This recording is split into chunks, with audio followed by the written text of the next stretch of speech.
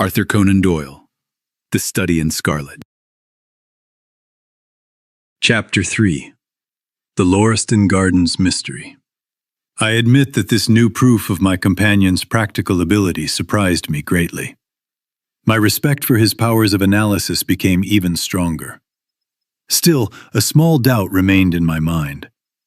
I wondered whether everything had been arranged in advance to impress me, although I could not imagine why he would want to trick me. When I looked at him again, he had finished reading the letter. His eyes had the dull and distant expression that showed his thoughts were far away. "How on earth did you figure that out?" I asked. "Figure out what?" he answered impatiently. "That the man was a retired Marine sergeant." "I have no time for small details," he said sharply. Then he smiled. "Forgive my rudeness. You interrupted my thoughts. But tell me, did you really not see that the man was a Marine sergeant?" "No, not at all." "It was easier to know it than to explain how I knew it," he said. "If someone asked you to prove that 2 and 2 make 4, you might find it difficult to explain, even though you know it is true." From across the street, I saw a large blue anchor tattoo on the back of the man's hand. That suggested the sea. But his posture was military, and he wore regulation side whiskers. That pointed to a Marine. He also had a manner of authority and confidence. You must have noticed how he held his head and moved his cane. He was steady, respectable, and middle-aged. All these signs together made me believe that he had been a sergeant. "Incredible!" I cried. "Quite simple," said Holmes, although his face showed that he was pleased by my surprise. "I said earlier that there were no criminals. It seems I was mistaken. Look at this." He gave me the letter that the messenger had delivered. "Why," I cried after reading it, "this is terrible." "It does seem rather strange," he said calmly. "Would you mind reading it aloud to me?" This is the letter I read. "My dear Mr. Sherlock Holmes, there has been a serious event during the night at 3 Lauriston Gardens near the Brixton Road. A policeman on duty noticed a light in the house at about 2 o'clock in the morning. As the house is empty, he suspected that something was wrong. He found the door open and discovered the body of a well-dressed man in the front room, which had no furniture. The man had cards in his pocket with the name Enoch J. Drebber, Cleveland, Ohio, USA. There has been no robbery, and there is no clear evidence of how the man died. There are bloodstains in the room, but there is no wound on the body. We cannot understand how he came to be in the empty house. The whole matter is a complete mystery. If you can come to the house before noon, I will be there. I have left everything exactly as it was until I hear from you. If you cannot come, I will send you more details and would greatly value your opinion. Yours faithfully, Tobias Gregson. "Gregson is the smartest officer at Scotland Yard," my friend said. "He and Lestrade are the best of a poor group. They are both quick and energetic, but very traditional. Too traditional. They also dislike each other very much. They are as jealous as 2 rival actresses. There will be some entertainment in this case if they are both involved." I was surprised by how calmly he spoke. "Surely there is no time to waste," I said. "Shall I call a cab for you?" "I am not even sure I want to go," he replied. "I am the laziest man alive, at least when I feel like it. At other times I can be very energetic. But this is exactly the kind of case you have been waiting for." "My dear friend, what difference does it make to me? Even if I solve the whole mystery, Gregson, Lestrade, and the others will take all the credit. That is what happens when one is not officially employed." "But he is asking for your help." "Yes. He knows I am better than he is, and he admits it to me in private. But he would never admit it in front of others. Still, we may as well go and take a look. I will examine it in my own way. If nothing else, I may at least enjoy myself a little. Come along." He quickly put on his coat and moved with sudden energy. It was clear that his lazy mood had disappeared. "Get your hat," he said. "You want me to come with you?"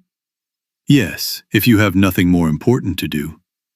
A minute later, we were both in a hansom cab, speeding along the Brixton Road. The morning was foggy and dull. A gray-brown mist lay over the rooftops, matching the color of the muddy streets below. Holmes was in very good spirits and spoke cheerfully about violins, explaining the differences between Cremona instruments, Stradivarius, and Amati. I, however, stayed silent. The dark weather and the serious nature of our task made me feel heavy and thoughtful. "You do not seem very focused on the case," I said at last, interrupting his discussion about music. "No facts yet," he replied. "It is a serious mistake to form theories before you have all the evidence. It distorts your judgment." "You will soon have your facts," I said, pointing ahead. "This is the Brixton Road, and that must be the house." "Yes, that is it. Stop, driver, stop." We were still about 100 yards away, but Holmes insisted that we get out. We walked the rest of the distance. Number 3. Lauriston Gardens looked dark and unfriendly. It was one of 4 houses set a little back from the street. 2 were occupied, and 2 were empty. The empty houses looked out with rows of sad, lifeless windows. They appeared dull and abandoned, except for the "To Let" signs hanging behind the dirty glass. A small front garden lay between each house and the street. It was filled with weak and unhealthy plants and crossed by a narrow path made of yellow clay and gravel. The ground was very muddy from the rain that had fallen during the night. The garden was surrounded by a low brick wall with wooden rails on top. Against this wall stood a strong police officer with a small crowd of curious people around him. They stretched their necks, trying to see what was happening inside the house. I had expected Sherlock Holmes to hurry straight into the house and begin examining the crime scene.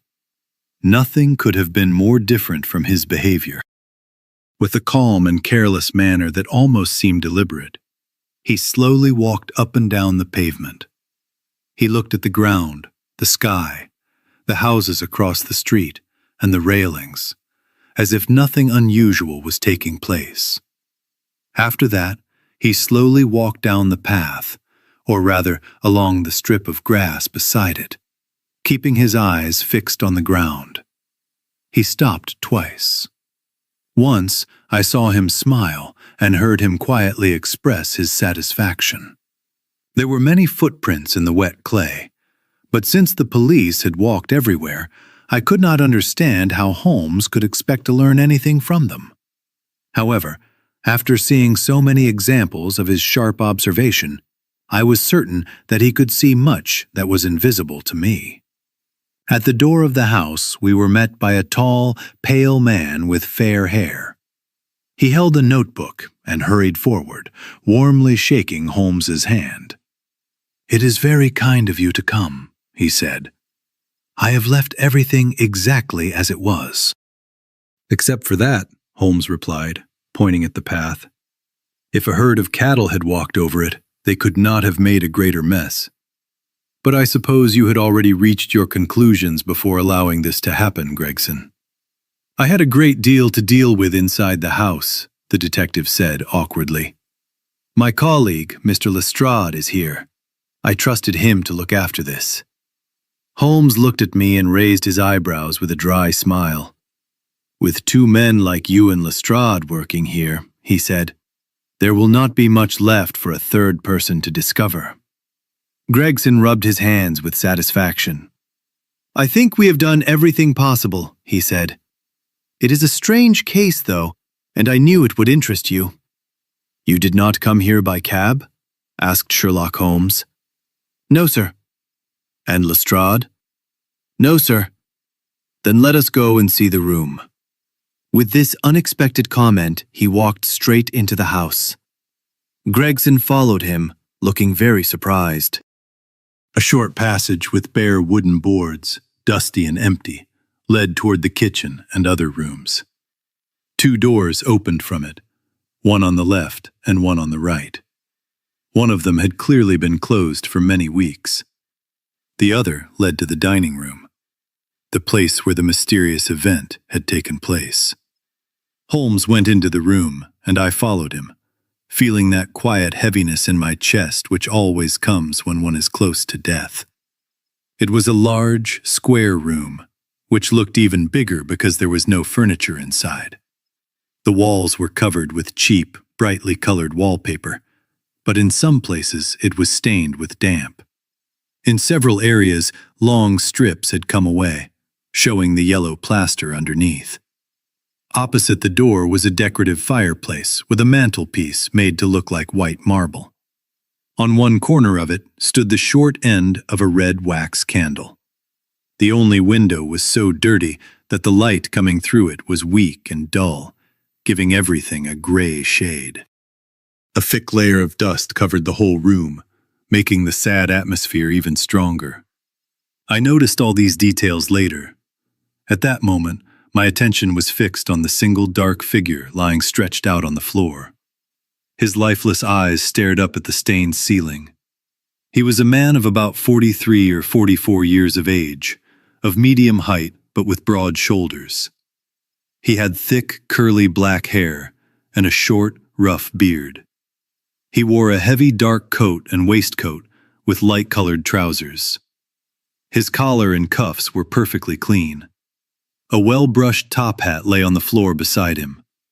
His hands were tightly closed, his arms spread out, and his legs twisted together, as if he had struggled hard before dying. His stiff face showed an expression of terror and hatred, such as I had never seen before. This terrible look, together with his low forehead, blunt nose, and strong jaw, gave him a strange, almost animal-like appearance. His unnatural position made it even more disturbing. I had seen death in many forms, but never had it seemed so frightening as in that dark, dirty room, looking out onto one of the busy streets of suburban London. Lestrade, thin and sharp-faced as always, was standing by the doorway. He greeted my companion and me. "This case will cause a sensation," he said. "It is stranger than anything I have ever seen, and I have a lot of experience." "There is no clue?" asked Gregson. "None at all," Lestrade replied.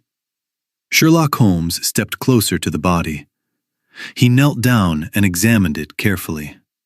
"You are sure there is no wound?" he asked, pointing to the many drops and stains of blood around the body. "Absolutely sure," both detectives answered. "Then this blood must belong to someone else," said Holmes. "Probably the murderer, if this is really a murder. It reminds me of the Van Jansen case in Utrecht in 1834. Do you remember it, Gregson?" "No, sir." "You should read about it. There is nothing new in the world. Everything has happened before." As he spoke, his quick fingers moved everywhere, pressing, touching, unbuttoning, examining, while his eyes kept the distant and thoughtful expression I had seen before. The examination was done so quickly that it was hard to believe how careful it truly was. At last, he smelled the dead man's lips, and then looked closely at the soles of his polished leather boots. "He has not been moved?" he asked. "Only as much as necessary for our examination," Gregson answered. "You may take him to the mortuary now," Holmes said. "There is nothing more to learn here." Gregson had already prepared a stretcher and 4 men. When he called them, they entered and lifted the body. As they raised it, something fell and made a clear sound on the floor. A ring rolled across the wooden boards.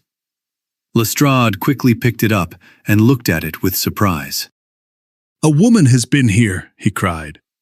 "This is a woman's wedding ring." He held it out in his open hand. We all gathered around and looked at it. There was no doubt that the simple gold ring had once been worn by a bride. "This makes the case even more complicated," said Gregson. "It was complicated enough already." "Are you sure it does not make it simpler?" Holmes asked. "There is nothing to learn by just staring at it. What did you find in his pockets?" "We have everything here," Gregson said, pointing to several items placed on the lower steps of the staircase. "There is a gold watch, number 97163, made by Barraud of London. A heavy gold chain. A gold ring with a Masonic symbol. A gold pin shaped like a bulldog's head, with ruby eyes. A card case made of Russian leather, with cards for Enoch J. Drebber of Cleveland, matching the initials on his clothes. No wallet, but loose money. £7 and 13 shillings. A small copy of the Decameron by Boccaccio, with the name Joseph Stangerson written inside. And 2 letters, one addressed to E.J. Drebber and one to Joseph Stangerson." "At what address?" Holmes asked. "American Exchange, Strand, to be kept until collected," Gregson replied. "Both letters are from the Guion Steamship Company and mention the sailing of their ships from Liverpool. It is clear that this unfortunate man was planning to return to New York."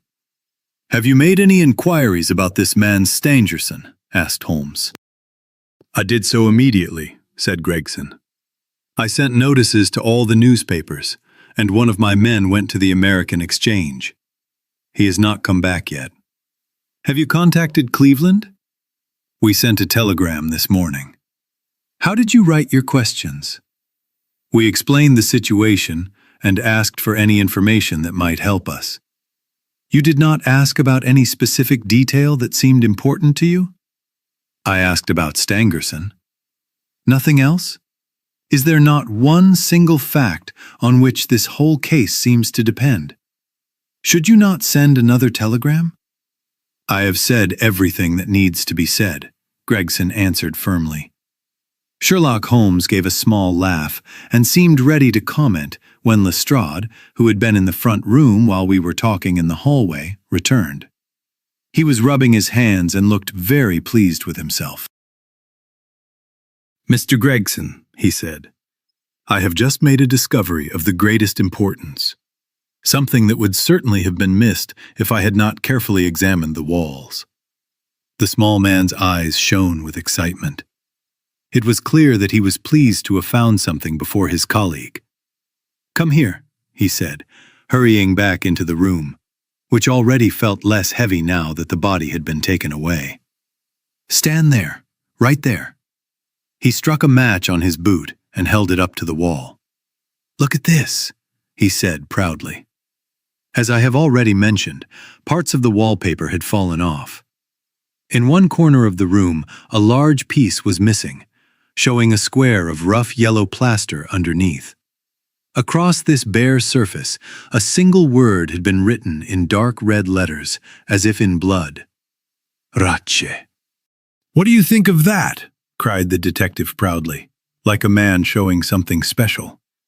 This was missed because it was in the darkest corner of the room, and no one thought to look there. The murderer wrote it with his, or her, own blood. Look at this mark where the blood has run down the wall. That clearly proves it was not suicide. And why was this corner chosen? I will tell you why. Look at the candle on the mantelpiece. It was burning at the time, and if it was lit, this corner would have been the brightest place on the wall, not the darkest. "And now that you have found it," asked Gregson coldly, "what does it mean?" "Mean? It means that the writer was trying to write the woman's name Rachel, but was stopped before finishing it. Remember my words, when this case is solved, you will discover that a woman named Rachel is connected to it. You may laugh, Mr. Sherlock Holmes, but however clever you may be, the old hound is still the best in the end." "I truly beg your pardon," said my companion, who had annoyed the small man by suddenly laughing. "You certainly deserve credit for being the first to notice this, and as you say, it was clearly written by the other person involved in last night's mystery. I have not yet had time to examine the room carefully, but with your permission, I will do so now." As he spoke, Holmes took a measuring tape and a large round magnifying glass from his pocket. With these tools, he moved quietly around the room, sometimes stopping, sometimes kneeling, and once even lying flat on the floor. He seemed so deeply focused that he forgot we were present. All the time, he murmured to himself, making small sounds, whistles, soft cries, and quick comments, showing excitement and encouragement. As I watched him, I was reminded of a well-trained hunting dog running back and forth, alert and eager, until it finally finds the scent it has been searching for. For more than 20 minutes, he continued his work. He carefully measured the distance between marks that I could not see at all, and sometimes he measured the walls for reasons I did not understand. In one place, he carefully gathered a small pile of gray dust from the floor and sealed it in an envelope. At last, he examined the word on the wall with his magnifying glass, studying every letter very closely. When he finished, he looked satisfied and put his tools back into his pocket. "They say that genius is the ability to take great care," he said with a smile. "It is not a very good definition, but it suits detective work." Gregson and Lestrade had watched the actions of their amateur colleague with a mix of curiosity and quiet scorn. They clearly did not understand what I had already begun to see, that even Sherlock Holmes's smallest actions had a clear and practical purpose. "What do you think about it, sir?" they both asked. "It would not be fair for me to take any credit from you," my friend replied. "You are doing so well already that it would be a pity for anyone to interfere." His voice was gently sarcastic. "If you inform me how your investigation develops," he continued, "I will gladly offer any help I can. For now, I would like to speak with the police officer who found the body. Can you give me his name and address?" Lestrade looked into his notebook. "John Rance," he said. "He is off duty now. You will find him at 46 Audley Court, near Kennington Park Gate." Holmes wrote the address down. "Come along, Doctor," he said. "We will go and see him. And I will tell you something that may help you with the case," he added, turning back to the two detectives. "A murder has been committed, and the murderer was a man. He was over 6 feet tall, in the prime of his life, and had small feet for his height. He wore rough, square-toed boots and smoked a Trichinopoly cigar. He came here with the victim in a 4-wheeled cab, drawn by a horse that had 3 old shoes and 1 new shoe on its front left foot. Most likely the murderer had a red face, and the fingernails of his right hand were unusually long.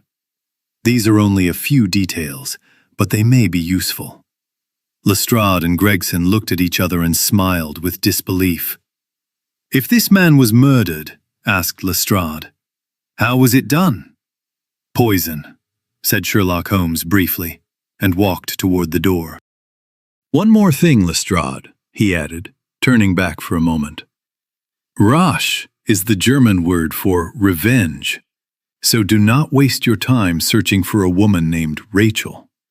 With that final comment, he left the house, leaving the two rival detectives staring after him in surprise.